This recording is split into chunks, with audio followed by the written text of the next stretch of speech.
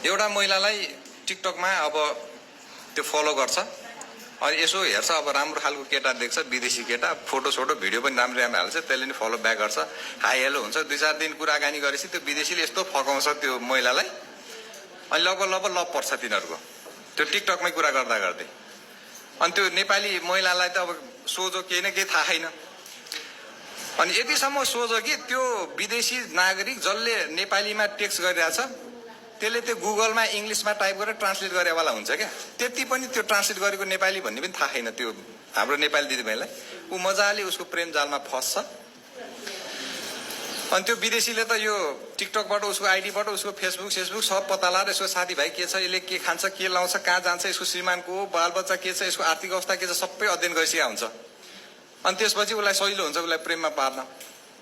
अनि उसले के भन्छ भने अब नेपाल घुम्न आउँदैछु, अब मेरो पनि यहाँ परिवार छ, अब मिले त तिमीसँग जुनीसम्म बिहा गरेर बस्न चाहन्थेँ, तर मिल्दैन, तर म नेपाल आउँदाखेरि तिमीसँगै बस्छु, तिम्रो श्रीमान पनि अब विदेशमा हुनुहुन्छ, यो एकदम राम्रो अवसर हो, म 2 महिना जति बस्छु, तर अब तिम्रो घरमा बस्यो अथवा माइतीमा बस्यो भने सबैले शङ्का गर्छ, थाहा पाउँछ।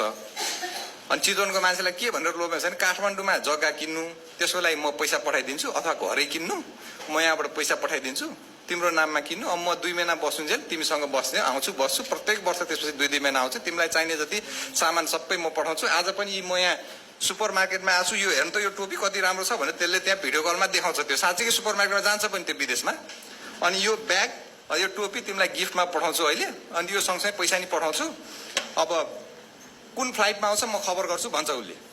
अब यहाँ नेपाली चेली दङ्ग पर्छ, आमा श्रीमान यहाँ छैन, यस्तो माया गर्ने मान्छे फेला पर्यो, आशीर्वादै पाएँ, अब त घर किन्न पैसा आउने भयो भने मक्क परेको छ होइन। अनि त्यसपछि के हुन्छ भन्दाखेरि उसले भन्छ आजको फ्लाइटमा मैले पठाएको छु, भोलिसम्म आइपुग्ला है पैसा र सामान भनेपछि अब यहाँ त रातभर निन्द्रा लाग्दैन, ओहो यत्रो पैसा आउँदैछ भन्छ। भोलिपल्ट फोन आउँछ, नेपाली नम्बरबाट फोन आउँछ। हिजोसम्म चाहिँ त्यो व्हाट्सएपबाट टिकटकबाट कुरा भइरहेको थियो, नेपाली नम्बरबाट नेपालीले फोन गरेर के भन्छ भने तपाईँको चाहिँ पैसा र गरगहना अनि यो केही ब्यागहरू टोपीहरू पनि जस्तो छ, यहाँ एयरपोर्टमा आइपुगेको छ, यो चाहिँ लिन आउनु पर्यो भनेर फोन आउँछ होइन। अनि यो त ओहो साँच्चीकै आयो भन्ने भयो नि त, यो नेपालमै फोन आयो। अनि त्यसपछि हुन्छ म लिन आउँछु भन्छ। अनि उसले के भन्छ भने अब यहाँ चाहिँ भन्सार शुल्क लाग्छ होइन, त्यो भएको कारणले चाहिँ तपाईँले चाहिँ तुरुन्तै 2 लाख रुपियाँ पठाउनु पर्यो, तपाईँ आउन्जेलसम्म हामी यहाँ त्यो भन्सारमा क्लियर गरेर यो सामान तपाईँले बुझ्नलाई ठिक्क बनाउँछौँ, अथवा तपाईँ आउन भ्याउनुहुन्न भने चितवनसम्म हामी नै होम डेलिभरी गरिदिन्छौँ भनेपछि अब यतातिर श्रीमान छैन, बच्चा स्कुल गएको छ, तुरुन्तै जान नि नभ्याउने। अनि उसले के भन्छ ठिक छ ल होम डेलिभरी गरिदिनु, म यहीँ रिसिभ गर्छु, पैसा चाहिँ केमा पठाउने भनेपछि त्यो नेपाली नम्बर जसले फोन गरे उसले QR कोड पठाउँछ। अनि त्यसपछि यसले त्यसमा पठाउँछ 2 लाख। 2 लाख पठाएपछि केही समयपछि फेरि त्यो मान्छेले फोन गरेर के भन्छ भने अघि त थोरै सामान थोरै पैसा होला भन्थ्यो, त्यो भौँसारको मान्छेहरूले चेक जाँच गरेको फोटो हेर्नु त भनेर त्यसले कहाँबाट गुगलबाट तानेको फोटो पठाउँछ। यता नेपाली केटीलाई थाहै छैन त्यो कहीँ कतैको हो भन्ने कुरा, उसले नेपालको एयरपोर्ट कहिले छिर्या भएको थाहा हुन्छ होइन।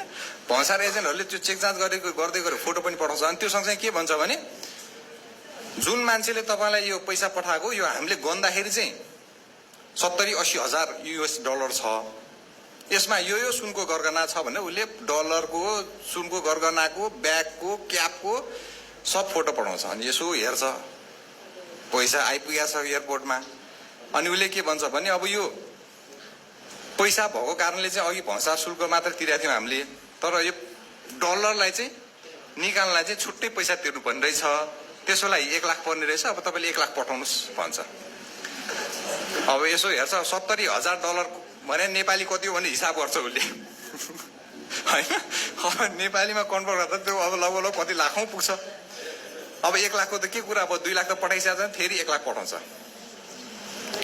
अनि त्यसको एकछिनपछि फेरि फोन आउँछ।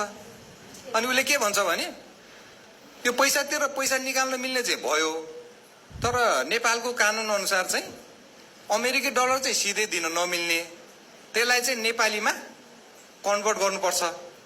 त्यो नगद चाहिँ सतै गरेर मात्र नेपाली नोट चाहिँ दिन मिल्ने भयो, यो समथिङ यति लाख हुन्छ, त्यति लाख चाहिँ तपाईँलाई दिन मिल्ने भयो, डलर चाहिँ सिधै दिन नमिल्ने भयो। अनि त्यो नगद सतै गर्नलाई चाहिँ 1.5 लाख लाग्दो रहेछ, त्यो 1.5 लाख पठाउनुहोस् त भनेर आउँछ त्यसले, होइन।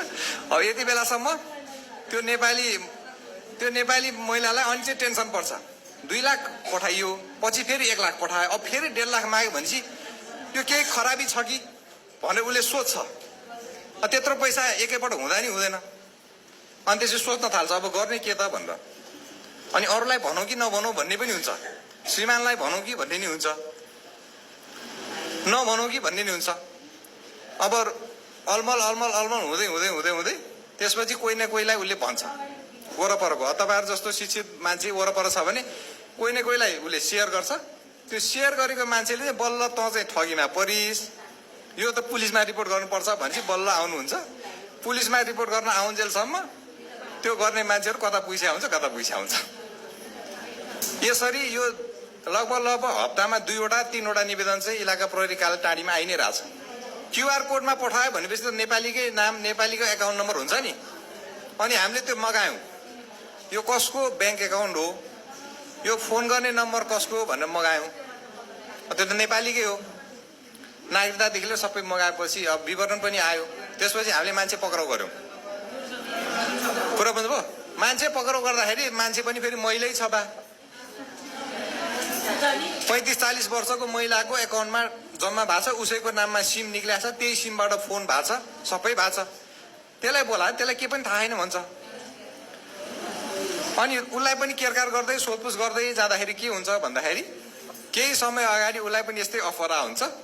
अनि उसलाई चाहिँ नागरिकताको फोटोकपी मागे हुन्छ कि बस। त्यसले चाहिँ अब फोटोकपी दिन्छ, उसको फोटोकपी प्रयोग गरेर त्यो ठगले सिम पनि निकाले हुन्छ, उसकै त्यो नागरिकताको फोटोकपीले ब्याङ्कमा एकाउन्ट पनि खोल्या हुन्छ। अर्कै मान्छेले चलाइरहेछ क्या। उसलाई थाहै छैन उसको नाममा त्यो ब्याङ्क एकाउन्ट छ भन्ने पनि थाहा छैन, उसको नाममा सिम निकालेको छ भन्ने पनि थाहा छैन। अब यति भएपछि अब सिद्धिएन। तपाईँ हामीले सुन्दै गरेका छौँ नि, हाम्रो समाजमा चलन चल्तीमा के भन्ने गर्छौँ भन्दाखेरि चोर चाहिँ जहिले पनि पुलिसभन्दा 1 कदम अगाडि हुन्छ भन्छ नि। हो, यो अपराधी चाहिँ पुलिसभन्दा जहिले 1 कदम अगाडि नै हुन्छ। त्यो अपराध नगरेसम्म हामीलाई पनि थाहा छैन कसरी अपराध हुन्छ भन्ने। जब केस आउँछ त्यसपछि हामी नै छक्क पर्छ कि त्यसले कति दिमाग लाएर यो अपराध गर्यो, होइन। अनुसन्धान गर्न पर्यो, हामीलाई कति गाह्रो छ। तर त्यो अपराध गर्ने मान्छेले यस्तो मिहिन ढङ्गबाट त्यो कार्य सम्पादन गरे हुन्छ कि त्यो गाह्रो छ। यसमा त्यो अपराध गर्ने मान्छेले अनेक चाँजो पाँचो मिलाउँछ। त्यो नक्कली डकुमेन्ट बनाएर होस् कि नक्कली फोटो एडिट गरेर होस् कि सिग्नेचर कपी गरेर होस् कि केही न केही उसले जुगाड गरि नै हाल्छ। हजुरको नागरिकताको फोटोकपी लिएर हजुर जस्तै भएको मान्छे एउटा जान्छ, त्यहाँ त्यसले एकाउन्ट खोल्छ क्या। त्यो भएपछि अब त्यो ब्याङ्कको, नेपालको ब्याङ्कमा त अघि त्यो अध्यक्षज्यूले भने जस्तो बायोमेट्रिक टेस्ट त छैन, यहाँ फिङ्गरप्रिन्ट कलेक्सन पनि छैन। यो चाहिँ ल नागरिकताको भयो। अब एउटा अर्को, यो म मान्छेको नाम चाहिँ भन्दिनँ, तपाईँले यो घटना मात्र भन्छु।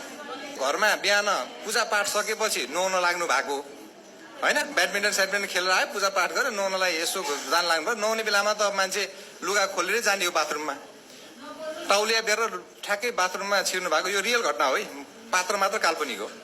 त्यसपछि त्यही बेला उहाँको मोबाइलमा फोन आउँछ। फोन चाहिँ चार्जमा थियो। अनि उहाँले भाउजूलाई भन्नु, ए बुढीले त फोन बजेछ, कसको फोन हो भन्नु। अनि भाउजूले दौडेर गएर त्यो चार्जबाट मोबाइल छुटाएर उहाँलाई दिनुभयो। उहाँ बाथरुममा भए मान्छे चुकुल लाउनु भयो, भित्र उहाँले यसो हेऱ्यो, व्हाट्सएपमा भिडियो कल आइरहेछ, एक्सेप्ट गर्नुभयो। उहाँ पनि नाङ्गे हुनुहुन्छ माथि, एक्सेप्ट गर्नुभयो। एक्सेप्ट गरेपछि उतातिर चाहिँ 20-22 वर्षको एकदम राम्री मोडल जस्तै, हिरोइन जस्तै केटी छ। त्यो अन हुने बित्तिकै तिनले सरासरी लुगा खोल्न थाल्छ नि। त्यो महिलाले निर्वस्त्र भयो। अब त्यो महिला त्यति जेलसम्म दाइ पनि अब हेरेर बस्नुभयो, के भयो यो भन्दैन, यो के आएको यो भन्दैन।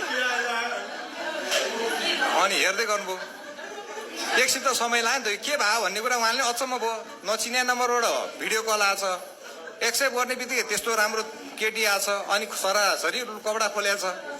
अनि मजाले हेरेर बस्नुभयो। एकछिन पछि त यो के भएको भनेर होस खुल्छ, काट्नुहुन्छ उहाँले फोन, होइन। त्यति गर्दा गर्दै 1 मिनट जति त गइगयो। के भएको भने सोध्दै भ्याउनु भएको छैन। एकछिन रमाइलो पनि भयो, यो के हो भनेर।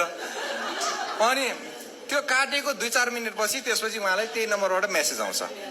के मेसेज आउँछ भन्दाखेरि उहाँको पहिला फेसबुक प्रोफाइलको स्क्रिनसट आउँछ। तपाईँ यही होइन, तपाईँको साथीभाइ यही होइन, तपाईँको पेसा यो होइन, तपाईँ फलाना तपाईँको मिसेस हो भने तपाईँको छोरा यो छोरी हो यस्तो यस्तो आउँछ मेसेज। अनि त्यसपछि अघि भएको भिडियोको चाहिँ उसले स्क्रिन रेकर्ड गरेर आउँछ, त्यो भिडियो पनि पठाउँछ। तपाईँ र मेरो बिचमा यस्तो कन्भर्सेसन, तपाईँ नि नाङ्गे हुनुहुन्छ, म नि यता छ। अब यो भिडियो मैले तपाईँको साथीभाइलाई पठाइदिएँ भने, तपाईँको श्रीमतीलाई पठाइदिएँ भने, सामाजिक सञ्जालमा भाइरल गरिदिएँ भने तपाईँको के होला भनेर त्यसपछि त्यसले मेसेज पठाएपछि दाइको त अब सिद्धियो। अनि हजुर मैले के गर्नु पर्यो ल भन्नु, यो त खराब भयो, यो त रोक्नु पर्यो, नहाल्नु भन्नु परेन? नहाल्ने भए यो क्युआर कोड पठाउँछु, यसमा यति पैसा हाल भनेपछि कुलदाईले कहिले पनि मलाई भन्न सक्नुहुन्न यो भइरहेछ भनेर। उहाँले दिएको त्यही, आज यति भनेर यति हालिदिएको छ, भोलि यति भनेर हालिदिएको छ, गर्दा गर्दै अन्तिममा के हुन्छ भन्दाखेरि मान्छे डिप्रेसनमा जान्छ। यहाँ सबैले सोचे मलाई हिजोसम्म यसो त त्यो कालो कालो छ त मान्छे नि सुक्दै गएको भन्छ, दाइले कसैलाई भन्दैन के भयो भनेर कुरा बुझ्नु भयो नि। अनि जब केही पनि समाउने ठाउँ हुन्न, कतिपय मान्छेले चाहिँ सुसाइड गर्छ, कतिपय ठाउँमा चाहिँ सहयोगी मान्छेहरू आफन्त भएपछि चाहिँ उजुर बाजुर गर्न आउनुहुन्छ। यो रत्नगरको वास्तविक केस यहाँ घटेको। यो फेरि कसलाई घटेको भन्दाखेरि राम्रै पढे लेखेको रत्नगरको एकदम प्रतिष्ठित व्यक्तिमाथि घट्यो घटना। तर उहाँको चाहिँ यो हुने बित्तिकै उहाँले आफ्नो नजिकको मान्छेहरूसँग सल्लाह गर्नुभयो के गर्दा उपयुक्त हुन्छ भनेपछि मलाई एकजना नजिकले चिन्ने मान्छेले चाहिँ एकपटक अब उजुरी नगरी पनि डेसापसँग यसो पर्सनली भए पनि सल्लाह मागौँ के भन्नुहुन्छ भनेर म कहाँ आइपुग्नु भयो।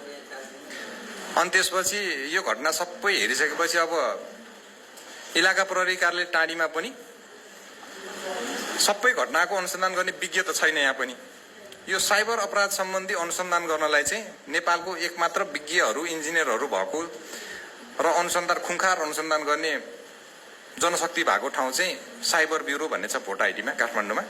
मैले त्यहाँको अनुसन्धान अधिकारीहरूसँग कुरा गरेँ, यहाँ एउटा यस्तो घटना भयो के गर्नुपर्छ भनेपछि त्यसपछि उहाँहरूले मैले ह्यान्ड फ्री गरेर नि सुनाएको थिएँ यो गर्नु भन्ने उहाँहरूले भनेपछि त्यसपछि त्यो साइबर ब्युरोको अनुसन्धान अधिकारीहरूले जे भन्नुभयो त्यही स्टेप फलो गर्दै गर्दै गएपछि उहाँलाई चाहिँ त्यो समस्याबाट छुटकारा दिलाइयो। तर उहाँ समयमै मेरो सम्पर्कमा नआएको भए यो घटना त हुँदाहुँदै धेरै बिग्रेर उहाँको अब आफ्नो व्यक्तिगत जीवन पनि खतरामा हुन सक्थ्यो, परिवार पनि खतरामा जान सक्थ्यो, जे पनि हुन सक्थ्यो। त्यो भएको कारणले चाहिँ कति बेला को माथि कस्तो खालको अपराध घट्छ भन्ने कुरा ठेगानै छैन। अहिले सबै चिज अनलाइनमा छ। तपाईँहरूले पनि मोबाइल चलाउनुहुन्छ, अनि मोबाइल चलाउँदाखेरि चाहिँ अनलाइन सपिङ पनि गर्नुहुन्छ होला होइन? दिनमा 2-4वटा निवेदन आइरहन्छ यहाँ अनलाइन सपिङको लागि यति पैसा पठाएको, सामान पनि छैन, मान्छे पनि छैन, बेपत्ता। त्यो जहिले आउँछ 2-4वटा निवेदन, अहिले पनि आउँछ। आज आउनुभन्दा अगाडि पनि 2-3वटा निवेदन तोक्लाएको छु। त्यही भएर तपाईँलाई अनुरोध चाहिँ के त भन्दाखेरि हाम्रो अनुरोध चाहिँ अनलाइन सामान खरिद गर्नु छ भने हो क्यास अन डेलिभरी भन्छ नि, सामान रिसिभ गरेपछि बल्ल क्यास दिने होला। पहिले पैसा माग्छ भने तपाईँले सकभर त्यो एकदम विश्वसनीय आफूले चिने जाने मान्छे होइन भनेदेखि त्यो पहिला पैसा पेमेन्ट नगर्नु। अनि जस्तो व्हाट्सएपमा कल आउँछ, फेसबुकमा फ्रेन्ड रिक्वेस्ट आउँछ, भाइबरमा कल आउँछ भने नचिनेको नम्बर नचिनेको मान्छेले फ्रेन्ड रिक्वेस्ट पठाएको छ भने, मेसेज गरेछ भने, भिडियो कल गरेछ भने रिसिभ नगर्नु। कुरा बुझ्नुभयो नि? अनि दोस्रो कुरा जस्तो तपाईँको आफ्नो नजिकको चिनजानको मान्छे नै होला, मेसेज गर्छ क्या म त एकदम आपद विपदमा परेँ, एउटा एक्सिडेन्ट भयो, हस्पिटलमा छु, खै 10,000 तुरन्त यसमा हालिदिए त भन्ने मेसेज आउँछ क्या। त्यसरी पैसा कसैले माग्छ भनेदेखि त्यो निरन्तर उसँग ट्रान्जेक्सन भएकै मान्छे हो भने पनि एकल फोन गरेर चाहिँ सोध्नु होला, तैँले पठाएको मेसेज हो यो, यति पैसा मागे हो तैँले भनेर सोध्नु होला। त्यो भेरिफाई नगरिकन मेसेजकै भरमा चाहिँ तपाईँले कुनै पनि काम नगर्नु। त्यो चाहिँ अघि भने जस्तो ह्याक भएको एकाउन्टबाट आउन सक्छ, त्यो ह्याकरले पठाउन सक्छ। त्यसरी पनि थुप्रै पैसाहरू ठगी गरेको उजुरी हामीसँग छ। अनि दोस्रो कुरो सामाजिक सञ्जालहरू चलाउँदाखेरि चाहिँ त्यो सेक्युरिटी फिचर्सहरू हुन्छ सेटिङमा, त्यो चाहिँ मिलाउनुपर्छ।